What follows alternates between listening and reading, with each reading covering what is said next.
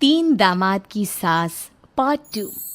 अब तक आपने सुना कि कावेरी जी अपनी तीनों बेटियों ईशा, मोहिनी और सुहाना की शादी तीन घर जमाई लड़कों के साथ करवा देती है। उन्हें लगता है कि ये लड़के शायद घर का कामकाज संभाल लेंगे, लेकिन उनके तीनों घर जमाई बहुत आलसी थे। वो नौकरी भी नहीं करते थे और बाहर का काम भी नहीं। कावेरी जी ने अपनी बेटियों से कहा कि वो प्रेगनेंसी का बहाना बनाकर अपने पतियों को सबक सिखाए। अब सुनिए आगे। मम्मी, आपने जैसा कहा था हमने वैसा ही किया, लेकिन देखिए ना, विवेक का हाल तो वैसा का वैसा ही है। घर में ना सुबह का नाश्ता बनता है और ना खाना। नौकरी पर जाने की बात करूं तो खाने को दौड़ते हैं मुझे। हाँ मम्मी, मैंने भी सुमित को कितनी बार कहा कि अगर नौकरी नहीं करनी तो कोई छोटी सी दुकान ही खोल लो, घर का खर्चा कैसे चलेगा। देखो दोपहर के 12 बजने आए और जनाब अभी तक सो रहे हैं।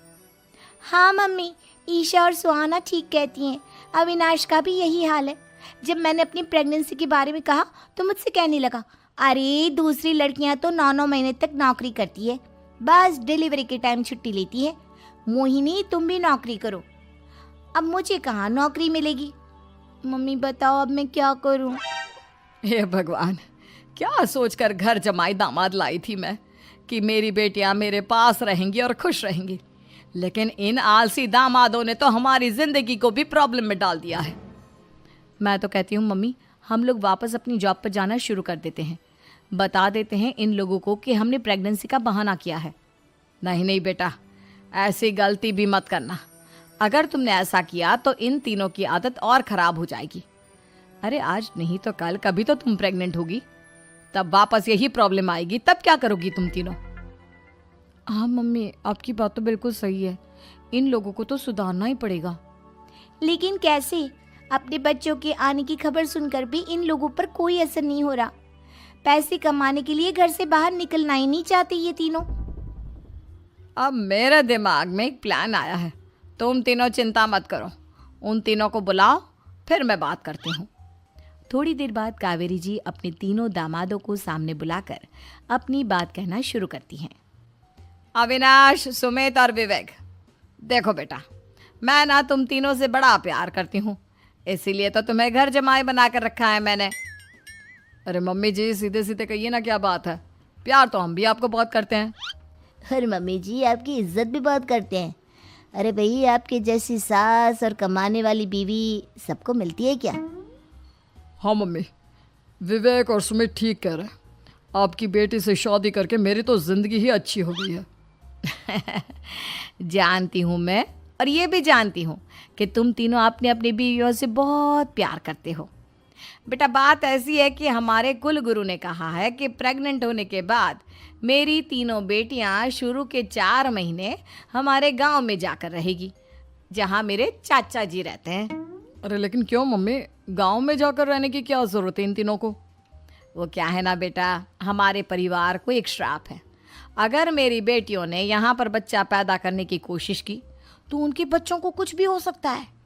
इसलिए अब से लेकर 4 महीने पूरे होने तक इन्हें गांव वाले घर में रहना पड़ेगा। हाँ तो इसमें प्रॉब्लम क्या है मम्मी जी? हम भी वहाँ जाकर रहेंगे, पिकनिक मनाएंगे। अरे भाई, बीवी जहाँ हम भी वहाँ। हाँ यार, आइडिया तो बहुत अच्छा है। शहर की ज़िंदगी में रह रहकर परेशान हो चुके हैं, अब कुछ दिन गांव में बिताएंगे। तुम लोग समझने की कोशिश क्यों नहीं करते। तुम में से कोई भी वहाँ नहीं जा सकता, और मैं यहाँ रहूँगी ना तुम तीनों के साथ। 4 महीने की तो बात है, उसके बाद ये तीनों ही लौट कर आ जाएंगी। ठीक है मम्मी जी, अब हमारे बच्चों का सवाल है तो ये तो करना ही पड़ेगा। कावेरी अपनी तीनों बेटियों को कुछ दिन के लिए घर से बाहर कहीं दूसरे शहर में रहने के लिए भेज देती है। कुछ दिनों के बाद, अरे मम्मी जी, बहुत दिन से पिज्ज़ा नहीं खाया, मंगवाइए ना। क्या बताऊं बेटा, पहले तो बेटियां खर्चा दे देती थी क्योंकि उनकी नौकरी थी, लेकिन अब तो मेरे पास पैसे ही नहीं बचे। थोड़े बहुत पैसे हैं जो बच्चों की डिलीवरी में काम आएंगे। लेकिन मम्मी जी, आपकी बेटियों को वापस आने में तो अभी बहुत वक्त बाकी है। वही सोच सोच कर परेशान हो रही हूँ। सोच रही हूँ कल से दूध भी बंद करवा देती हूँ। अब दूध वाले को देने के लिए पैसे भी तो नहीं है ना। अरे नहीं नहीं मम्मी जी, अगर दूध भी बंद करवा दोगी तो मुझे चाय कहाँ से मिलेगी, और चाय के बिना मैं तो मर ही जाऊंगा। क्या करूं बेटा, इसके अलावा हमारे पास कोई ऑप्शन नहीं है, मेरे पास पैसे ही नहीं बचे। इस तरह कावेरी जी धीरे धीरे अपने तीनों दामादों को पैसे देना बंद कर देती हैं और घर में खाने पीने की चीजें लाना भी बंद कर देती है। अब वो तीनों बुरी तरह से परेशान होने लगे थे और इसलिए एक दिन तीनों प्लान करके घर से बाहर निकलते हैं और बाजार में जाने के बाद यार अच्छा खाना खाए हुए कितने दिन हो गए, पता नहीं कब अच्छा खाना मिलेगा। हमारी बीवियों के जाने के बाद तो हमारी हालत भिखारियों जैसी हो गई है यार। कुछ भी हो, मुझे तो आज पिज्ज़ा खाना ही खाना है। जेब में 1 रुपया नहीं है और पिज्जा खाएगा, कहाँ से आएंगे पैसे? अरे देख वहाँ सामने बोर्ड पर क्या लिखा हुआ है, कंप्यूटर पर काम करने के लिए एक आदमी की आवश्यकता है।